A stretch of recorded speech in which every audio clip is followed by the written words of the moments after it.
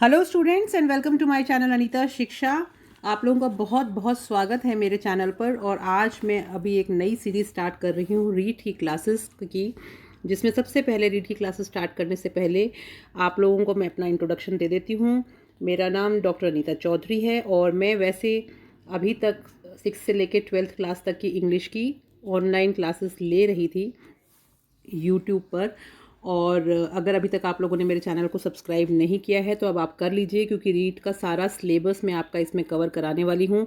मुझे पता है आप लोग बहुत दिनों से अपने रीड के एग्ज़ाम की तैयारी कर रहे हैं, और क्योंकि एग्ज़ाम जो आपका है वो पोस्टपोन हो गया है तो आपको थोड़ा और टाइम मिल गया है।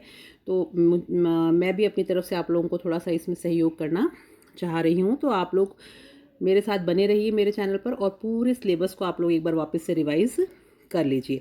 जैसा कि आप सब लोग जानते हैं, मुझे पता है कि जो सिलेबस है, जो सबसे पहली बात तो आप लोगों को ये मैं बता दूं कि रीड जो होता है उसका फुल फॉर्म क्या है। हालांकि आपको पता होगा, लेकिन कुछ बच्चे ऐसे भी होते हैं जो शॉर्ट फॉर्म ही सुनते आते हैं, तो वो कंप्लीट फॉर्म अगर उनसे पूछा जाए तो वो अगर उनको लिखने के लिए भी कहा जाएगा तो उसमें भी वो स्पेलिंग मिस्टेक्स कर देंगे। तो आप लोग इसको अच्छे से समझ लीजिए कि REET रीड जो है उसका कंप्लीट जो फुल फॉर्म है, ये एब्रीविएशन है REET। इसको अगर हम कंप्लीट लिखेंगे तो इसका फुल फॉर्म होता है Rajasthan eligibility examination for teachers. ये पात्रता परीक्षा होती है जो 2 लेवल में कराई जाती है। एक होता है लेवल 1, जिसमें आप पहली से लेके 5वीं कक्षा के टीचर बनते हैं। दूसरा होता है लेवल 2, जिसमें आप 6ठी से 8वीं तक के क्लास के जो स्टूडेंट्स होते हैं उनके टीचर्स बनते हैं। यानी पहली से लेके 8वीं तक के लिए आप एलिजिबल होते हैं, आप उन क्लासेस को पढ़ा सकते हैं। और जो सिर्फ लेवल 1 क्लियर करता है वो पहली से लेके 5वीं क्लास तक के टीचर्स ही बन पाते हैं। तो जो इंग्लिश का जो सिलेबस है उसमें, जैसे आप लोगों को सबको पता है, ऑप्शंस लेने होते हैं। तो जिन लोगों ने लैंग्वेज 1, यानी अगर लेवल 1 में भी लैंग्वेज 1 ले रखा है, या लेवल 2 में 6th से 8th वाले जो बच्चे हैं उन्होंने अगर लैंग्वेज 2 ले रखा है लेवल 2 में, और लैंग्वेज 1 ले रखा है लेवल 1 में, तो जैसा कि आप लोग स्क्रीन के ऊपर देख पा रहे हैं, ये सारा का सारा सिलेबस आप लोगों को एग्ज़ाम के लिए तैयार करना है। इसके बारे में आप लोगों को सब पूरी जानकारी है, मुझे पता है, लेकिन फिर भी मैं एक बार कोई भी अपना जो क्लास है उसको स्टार्ट करने से पहले आप लोगों को एक इंट्रोडक्शन देना चाहूँगी कि हम लोग क्या क्या पढ़ने वाले हैं इसके अंदर। तो जैसे कि आप लोग स्क्रीन पे देख पा रहे हैं, ज़्यादा डिफरेंस नहीं है लेवल 1 और लेवल 2 का जो इंग्लिश का सिलेबस है, इसलिए आप लोग बिल्कुल कंफ्यूज नहीं हो कि हमारा काम का पढ़ाएंगी मैम, या लेवल 1 का पढ़ाएंगी, या लेवल 2 का पढ़ाएंगी। आप बिल्कुल निश्चिंत हो जाइए, आप वो सारा पढ़िए जो मैं पढ़ा रही हूँ, वो सारा आपको काम आएगा। कि जैसे फर्स्ट आप देख रहे हैं, मैं आपको पूरा इसको अच्छे तरह से समझा देती हूँ। जैसे आपने स्क्रीन पे जो आपको दिखाई दे रहा है, इसमें ये देखिए अनसीन प्रोज पैसेज जो ये दिखाई दिया आपको यहाँ पे, यही सेम टू सेम यहाँ पर भी है। ओके, अब इसमें जो फर्स्ट चीज़ आपको देखने को मिल रही है, इसमें भी सिनोनिम्स हैं, इसमें भी सिनोनिम्स हैं। एंटोनिम्स हैं, एंटोनिम्स इधर भी हैं और इधर भी हैं। Spelling, word formation, one word substitution and one word substitution, यानी ये बिल्कुल सेम है। अब इसके अंदर हम क्या पढ़ने वाले हैं कि अनसीन प्रोज पैसेज मतलब होता है कि जो आपके जैसे सिलेबस का, यानी आपकी प्रिस्क्राइब्ड बुक तो होती नहीं है रीड के एग्ज़ाम की, तो यानी कहीं से भी कोई भी एक प्रोज आ जाएगा पैसेज के रूप में, और उसमें से कुछ क्वेश्चंस दिए जा सकते हैं या सेपरेटली क्वेश्चंस भी दिए जा सकते हैं।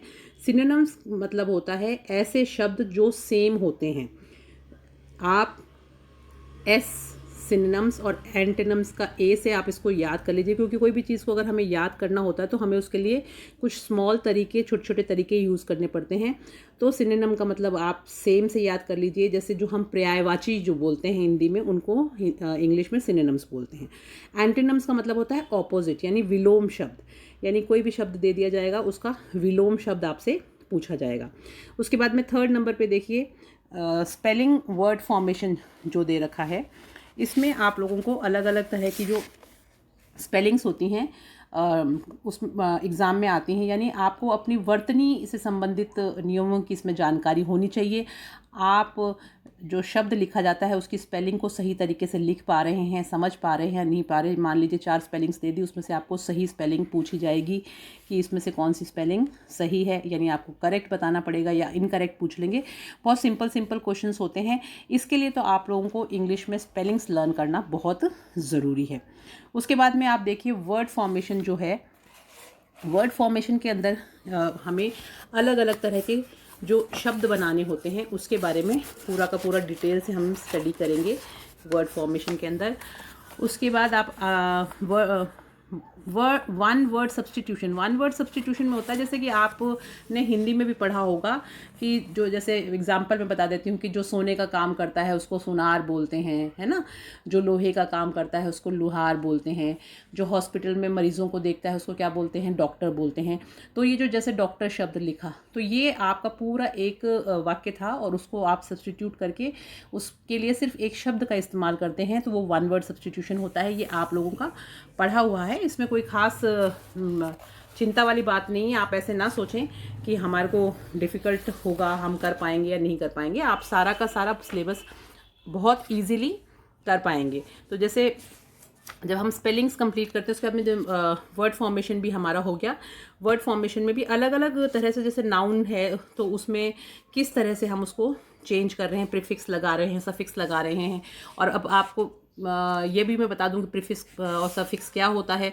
तो ये तो पूरा फिर क्लास यहीं पे स्टार्ट हो जाएगी। प्रीफिक्स मतलब होता है वैसे कोई भी चीज़ पहले लगाना, शब्द के पहले, जो आप हिंदी में उपसर्ग और प्रत्यय बोलते हैं ना, उसी को बोलते हैं। उसके बाद में देखिए पार्ट्स ऑफ स्पीच आ जाता है। पार्ट्स ऑफ स्पीच के अंदर जो डिफरेंट पार्ट्स ऑफ स्पीच हैं, आपकी 8 पार्ट्स ऑफ स्पीच हैं, उनके बारे में हम पढ़ेंगे। नाउन क्या होता है, प्रोनाउन क्या होता है, ये सारी की सारी चीज़ें हम पार्ट्स ऑफ स्पीच में पढ़ेंगे। उसके बाद में पूरे के पूरे 8 पार्ट्स ऑफ स्पीच पढ़ेंगे। फिर हम आएंगे टेंस में। टेंस जो है वो एक्चुअली होता क्या है कि किसी भी क्रिया के होने के समय का जो हमें बोध कराता है वो टेंस होता है। कई लोग कहते हैं टेंस का मतलब समय, नहीं, टेंस का मतलब समय नहीं होता। हमें समय का बोध कराता है कि वर्तमान में अभी क्या हुआ, पहले भूतकाल में क्या हुआ या भविष्य में क्या होने वाला है।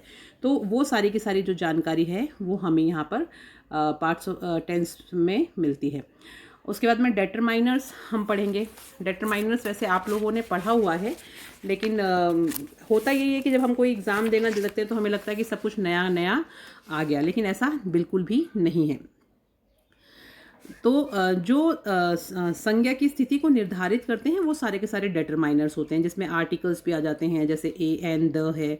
डेमोन्स्ट्रेटिव डेटरमाइनर्स भी होते हैं, जैसे दिस दैट दीज, ये सारा हम उसमें पढ़ेंगे।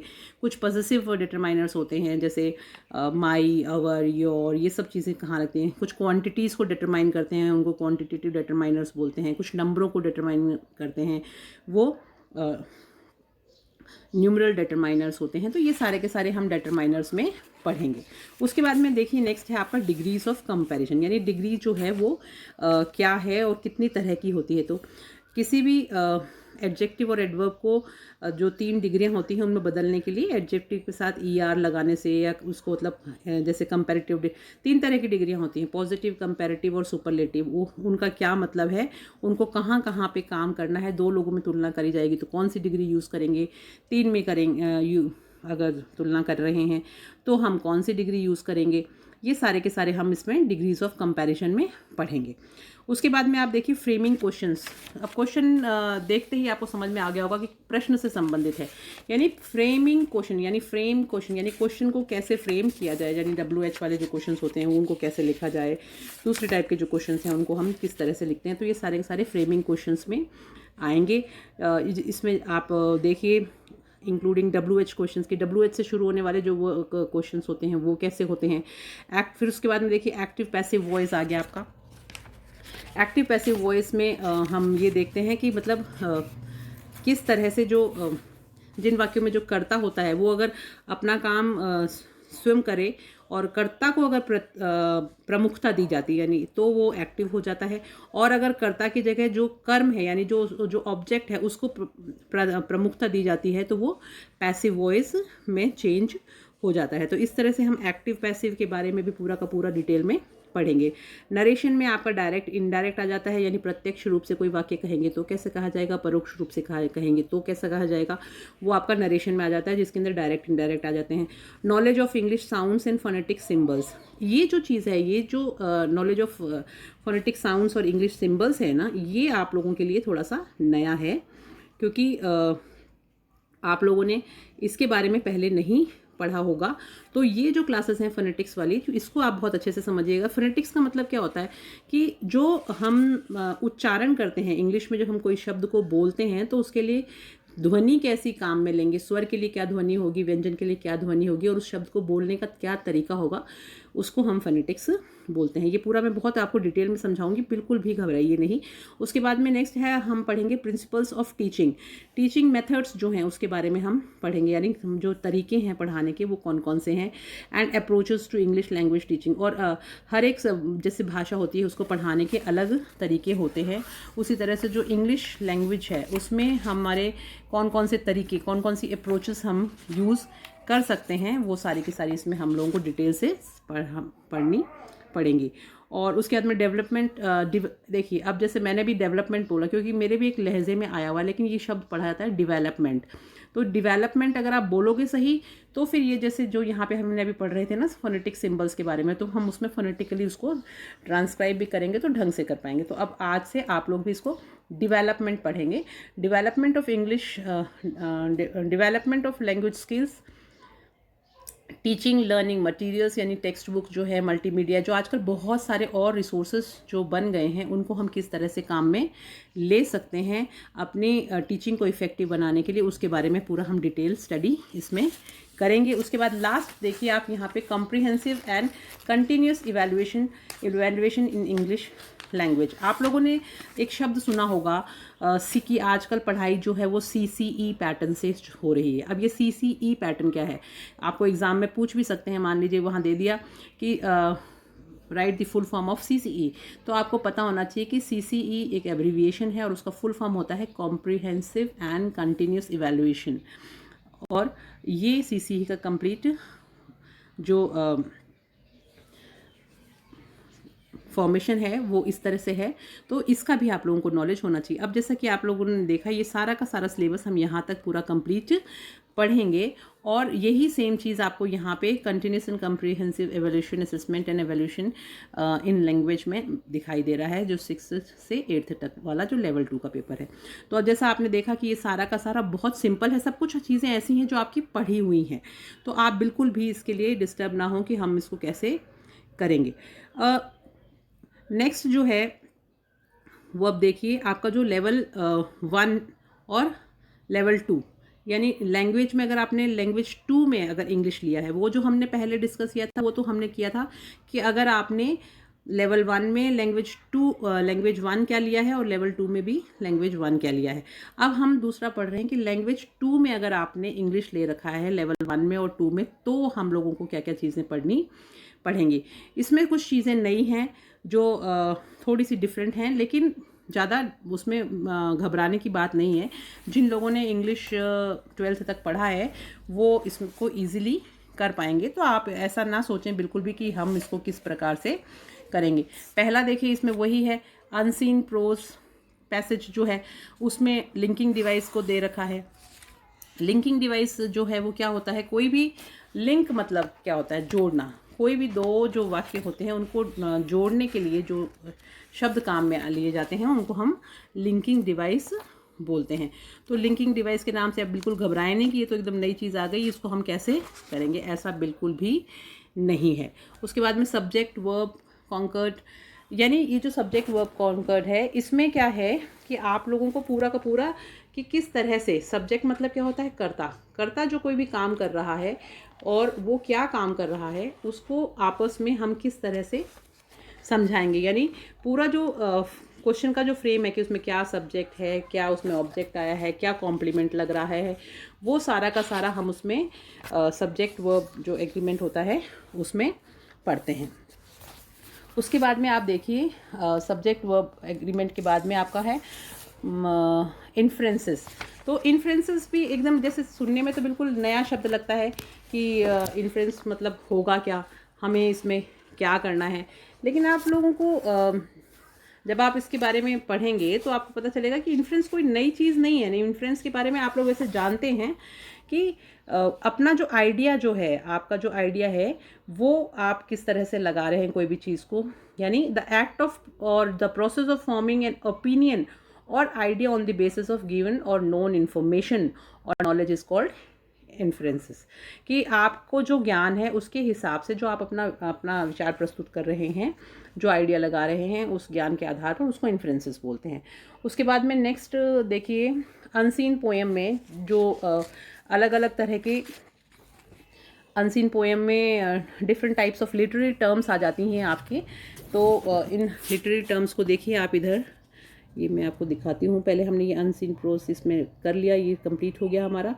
अब पोएट्री के बारे में जब हम बात करेंगे तो आइडेंटिफिकेशन ऑफ एलिट्रेशन, एलिट्रेशन क्या होता है, सिमिली क्या होता है, मेटाफोर क्या है, पर्सोनिफिकेशन क्या है, एसोंस एंड राइम क्या है, ये सारे के सारे वर्ड्स जो हैं वो सुने सुनाए आपको लग रहे होंगे। और जैसे कि एक एग्जांपल मैं बता देती हूँ। एलिट्रेशन का मतलब क्या होता है कि जैसे रिपीटेशन ऑफ जो फर्स्ट या कॉन्सोनेंट होता है ना, साउंड जो एक बारी बारी रिपीट होता है, एक ही जैसे र र र रिपीट हुआ या स स स, तो वो एलिट्रेशन होता है। सिमिली जो है उसमें भी आप लोग तुलना करते हैं, मेटाफोर में भी तुलना करते हैं, जैसे एज और लाइक का यूज़ करते हैं सिमिली में। मेटाफोर में डिफरेंट टाइप से उसका पूरा का पूरा पैटर्न है, वो मैं आपको समझाऊंगी। पर्सोनिफिकेशन का मतलब होता है मानवीकरण, कोई भी जैसे कविता हम उसमें मानव की तरह उसको पूरा बताया गया है। तो जैसे कि हवा चल रही थी, वो एकदम लहराती हुई चल रही थी, जैसे कोई नई दुल्हन चल रही हो या कोई लड़की चल रही हो, तो मतलब उसको पर्सोनिफाई कर दिया। तो ये सारी की सारी चीज़ें जो हैं ये आपको पोइट्री में पढ़ने को मिलेंगी। राइम का मतलब होता है कविता की आप क्या कविता है उसकी राइम स्कीम क्या है, यानी उसका जो पैटर्न है वो किस तरह का है, ये पूरा पूरा डिटेल में हम स्टडी करेंगे। मॉडल ऑक्सिलरीज, मॉडल्स जो होते हैं वो आपके पढ़े हुए हैं, लेकिन मॉडल नाम सुनते आपको लगेगा पता नहीं क्या पढ़ना है इसके अंदर। अरे नहीं भाई, इसके अंदर हम वो पढ़ेंगे जैसे कैन, कोड, मे, माइट, ये सारे के सारे मॉडल होते हैं।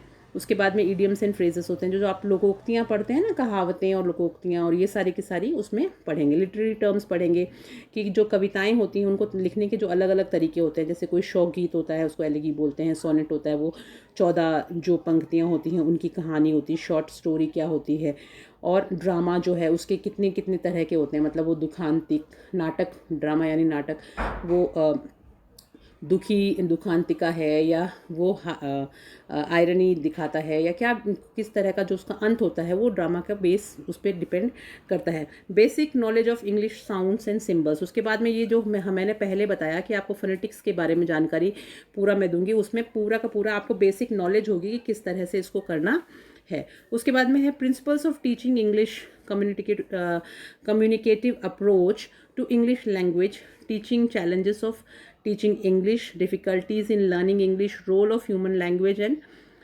ये पूरा का पूरा जो है ये पूरा चैप्टर, इसके अंदर पूरे के हम टेक्निक्स डिस्कस करेंगे कि किस तरह की कौन कौन सी अप्रोचेस आजकल इंग्लिश में पढ़ाने के लिए बहुत सारी चीज़ें नवाचार हुआ है, तो उसमें हम कैसे यूज़ करेंगे।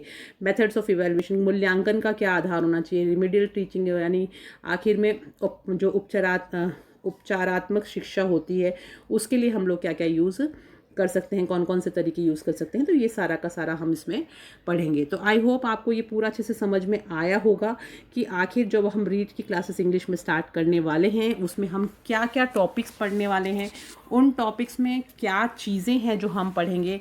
तो आई होप एक थोड़ा सा बेसिक जो आइडिया मैंने दिया है उससे आपको पूरा का पूरा समझ में आ गया होगा। और अगर अभी तक आप लोगों ने मेरे चैनल को लाइक, सब्सक्राइब और शेयर नहीं किया है तो मैं आपसे रिक्वेस्ट करूंगी कि आप लोग तुरंत कर लें और कोई भी क्लास को मिस ना करें, क्योंकि बिल्कुल डिटेल स्टडी होने वाली है। आप ये मान लीजिए कि एक तरह से आपका पूरा पूरा रिवीजन हो जाएगा। आप लोग पहले पढ़ चुके हैं, थोड़ा आपका रिवीजन होगा। इसमें मैं पेपर्स भी डिस्कस करूंगी, क्वेश्चंस भी डिस्कस करूंगी जो आपके पहले आए हुए हैं। अब हम एक एक करके टॉपिक्स जो हैं उनको स्टार्ट करेंगे, और जैसे ही एक टॉपिक पूरा कंप्लीट होता है उसके हम बहुत सारे क्वेश्चंस भी अपने इस चैनल पे डिस्कस करने वाले हैं। और जब भी कभी मैं लाइव क्लास लूँगी तो आप लोग उसमें डायरेक्टली भी मुझसे जुड़ पाएंगे। तो मैं चलती हूँ, नेक्स्ट वीडियो में आप लोगों के लिए जो लेके आऊँगी उसमें हमारी क्लासेस हम स्टार्ट कर देंगे। दोनों जो हैं लेवल 1 और लेवल 2 दोनों के लिए क्लासेस कॉमन ही होंगी, तो आप लोग एक साथ ही उसको अटेंड करिएगा, क्योंकि सिलेबस जैसा मैंने आपको बताया कि ऑलमोस्ट सेम ही सिलेबस है, कुछ छोटा मोटा थोड़ा बहुत डिफरेंस है, उससे कोई ख़ास फ़र्क नहीं पड़ता। तो हैव अ नाइस डे। और अगर आप लोगों के छोटे भाई बहन हैं या परिवार में बच्चे हैं जो इंग्लिश पढ़ते हैं 6 से लेकर 12 तक की, उनको भी आप बोलिए कि वो लोग अनीता शिक्षा चैनल से जुड़ें और वो अपने सिलेबस की पढ़ाई शुरू कर दें, क्योंकि जिस तरह से भी लॉकडाउन की स्थितियाँ दोबारा बन रही हैं और बच्चों को क्रमोन्नत भी कर दिया गया है, तो उनके पास कुछ है नहीं पढ़ने के लिए, तो वो कम से कम इंग्लिश की पढ़ाई तो स्टार्ट कर ही सकते हैं। So have a nice day, thank you and all the best for your exams. Bye bye.